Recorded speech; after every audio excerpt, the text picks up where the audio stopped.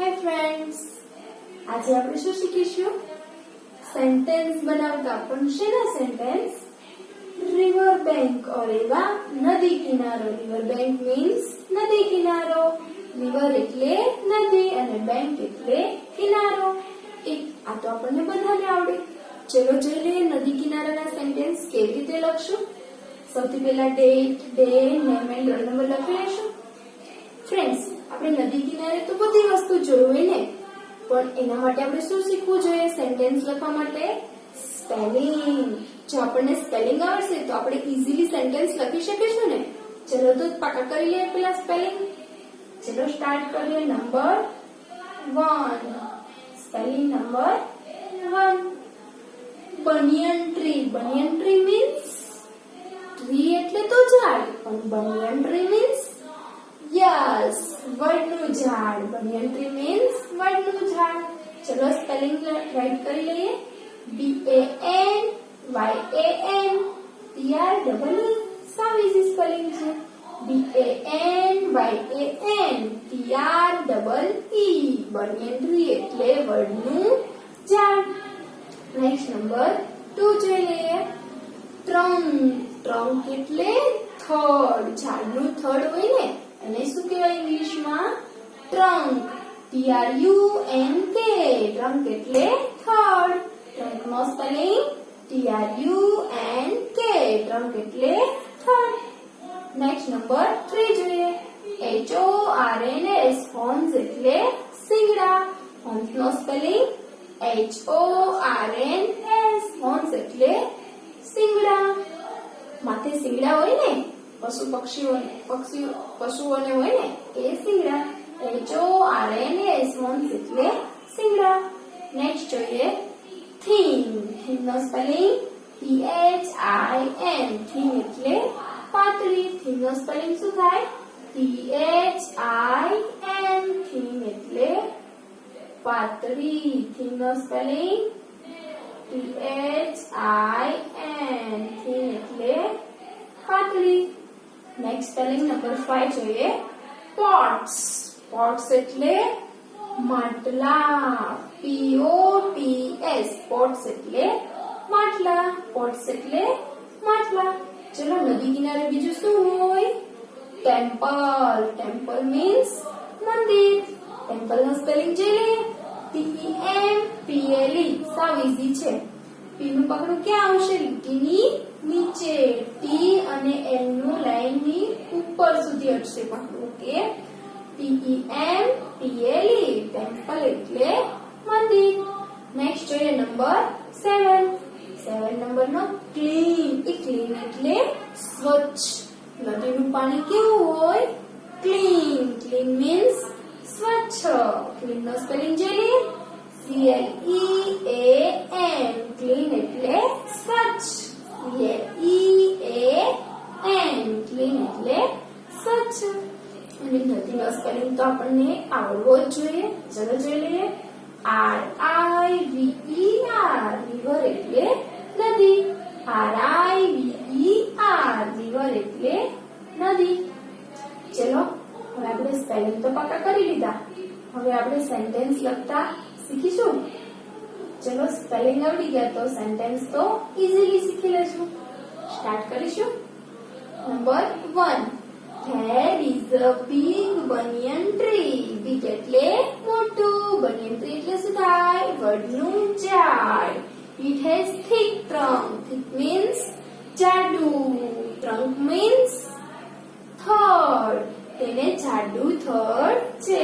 There is a big banyan tree એટલે કે ત્યાં એક મોટું વડનું ઝાડ છે. તેનું જાડું થડ છે. નેક્સ્ટ નંબર 2 જોઈએ.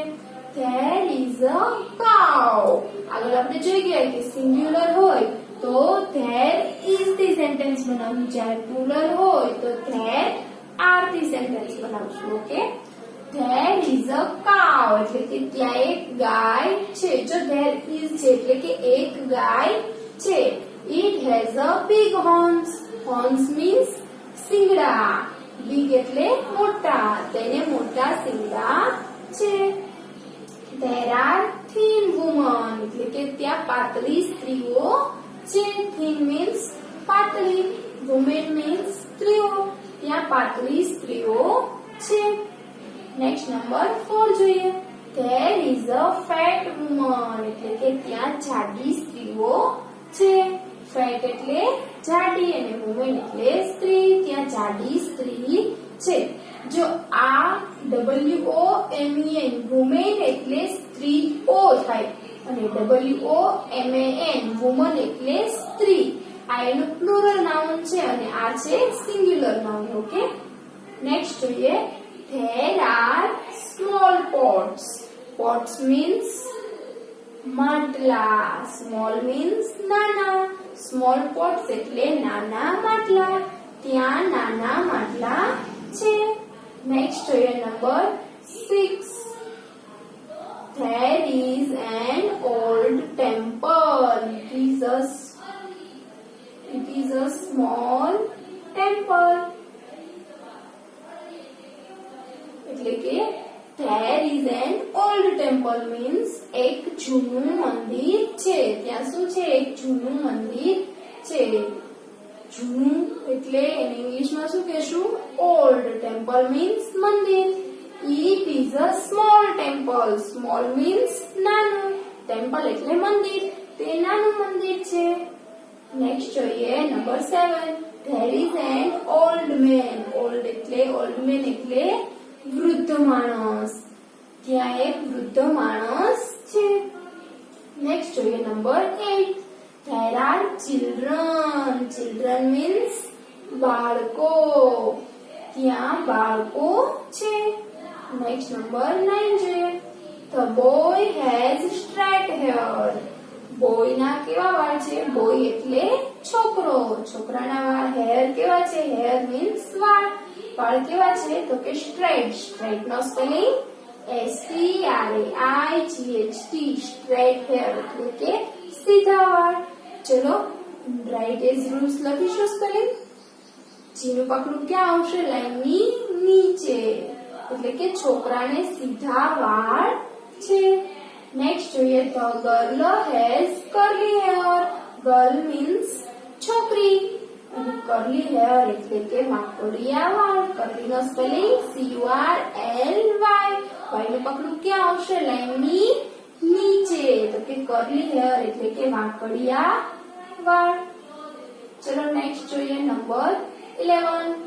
There are young men. Men એટલે પુરુષો. જો અહીંયા તમને પ્લુરલ આપેલું છે. MAN મેન છે એ શેના માટે વપરાય છે?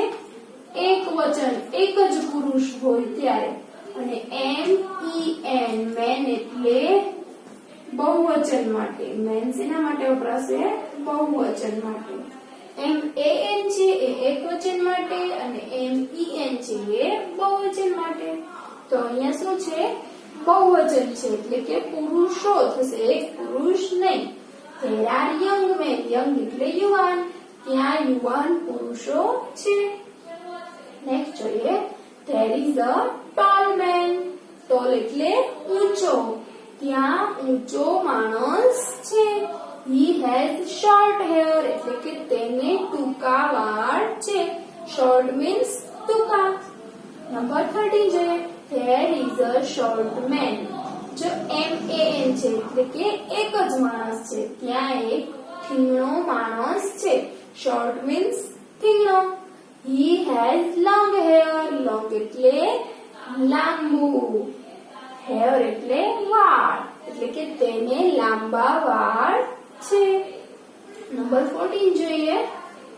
He has a clean river એટલે કે ત્યાં સ્વચ્છ નદી છે. clean એટલે સ્વચ્છ. ક્લીન એટલે સ્વચ્છ. ત્યાં સ્વચ્છ નદી છે. There are boats in the river એટલે કે boats એટલે હોડીઓ. ત્યાં હોડીઓ નદીમાં છે. The boats are small. તે હોડીઓ નાની છે. ચલો એકવાર રીડ કરી લઈશું બધા સેન્ટેન્સ.